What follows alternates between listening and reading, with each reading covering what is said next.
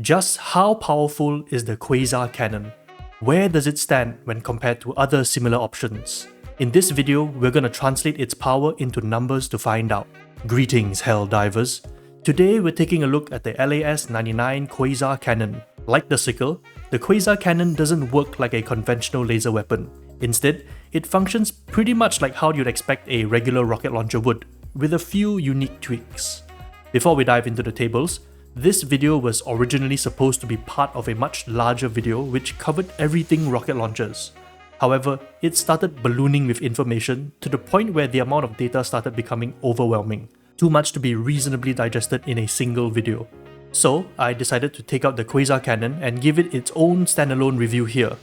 However, we will be seeing comparisons against the other rocket launchers to give you an idea of where the Quasar Cannon sits. Alright, with that out of the way, let's get it on. We'll start by looking at some of the general characteristics first, and for this comes our first table.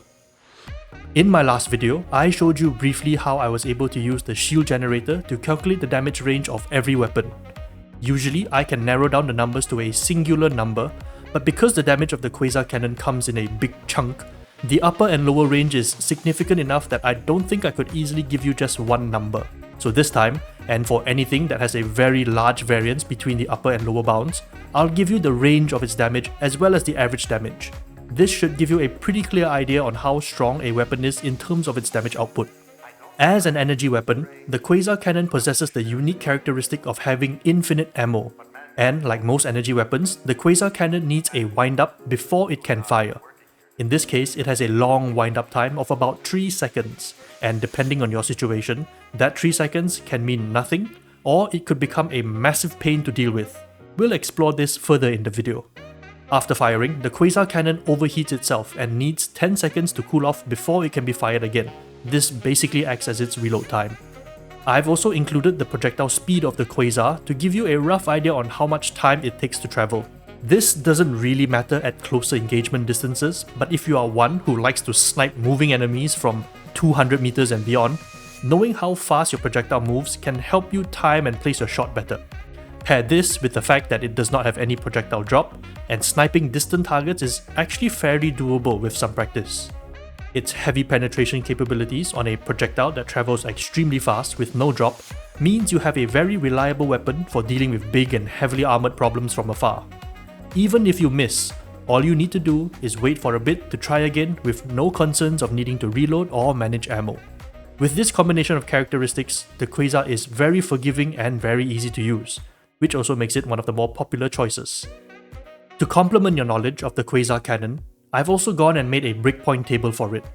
This table is a prototype, and it's designed to very quickly give you an idea on what it's going to take for the Quasar to bring something down depending on where you hit it. The key thing to note is that body shot in this table simply means anywhere that isn't an obvious weak spot, like the head or a heatsink. This would be you mostly aiming for the center mass of an enemy and excludes going for the limbs unless mentioned otherwise. For example, in the case of the cannon tower, its weak spot is the heatsink behind the turret. But in the event that you can't get to its heatsink, you can blast it in the sides as well, hitting elsewhere on its body, and allowing you to destroy it in 2 hits just the same. And if it's directly facing you, the armor on the front of it is tougher, requiring 3 hits instead.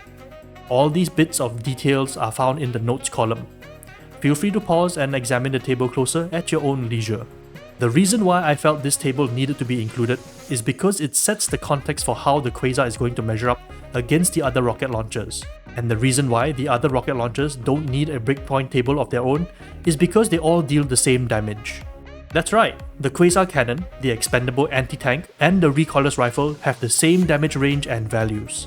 So, going off the Quasar's breakpoint table, if an enemy needs 1 hit to bring down, all of them will mostly perform the same.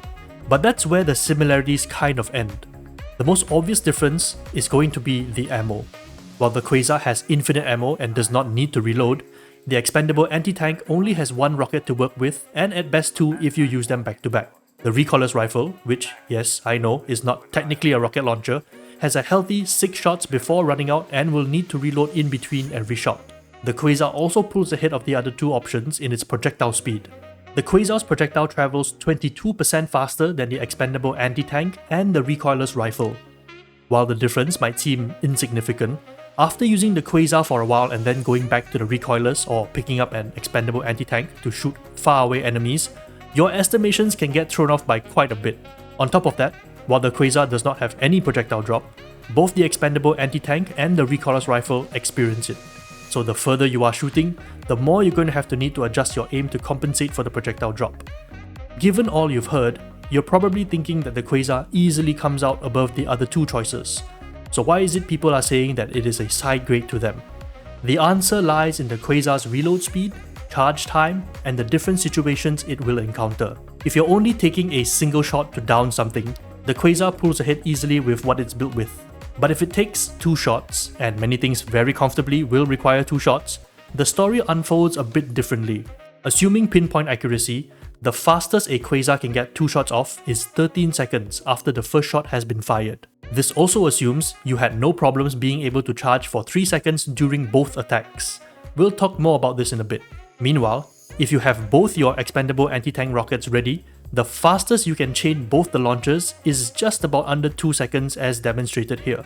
As for the recoilless rifle, if you are firing alone, you'll need about 6 seconds to get 2 rockets off, still twice as fast as the Quasar. However, if you have a buddy with you to reload while you fire, your time to reload drops down to a lightning fast 1.5 seconds in between attacks. Being able to get 2 shots quickly can matter a lot depending on your situation. As far as problem removal goes, a buddy reloaded recoilless rifle is a force to be reckoned with.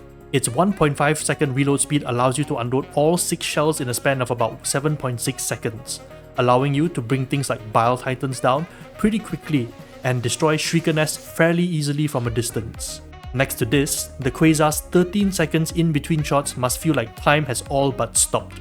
Coming back to the discussion of the Quasar's charge time, this characteristic can also prove to be a real disadvantage depending on the situation you're faced with. 3 seconds on paper doesn't sound like much. 3 seconds with nothing around to bother you also doesn't sound like much. 3 seconds while under heavy fire or being chased and run down, however, is a really long time. The Quasar is not a weapon that performs too well under pressure, which in a way diminishes the value of not needing to reload, since your window to fire becomes severely limited anyway. In these situations, being able to just pull out an expendable anti-tank or a recoiler shot off might make a bit more of a difference to your situation. So yes, if you consider a multitude of different but very probable situations across your missions at different difficulty levels, as a standalone weapon, the Quasar does kind of level up between the expendable anti-tank rockets and the recoilless rifle.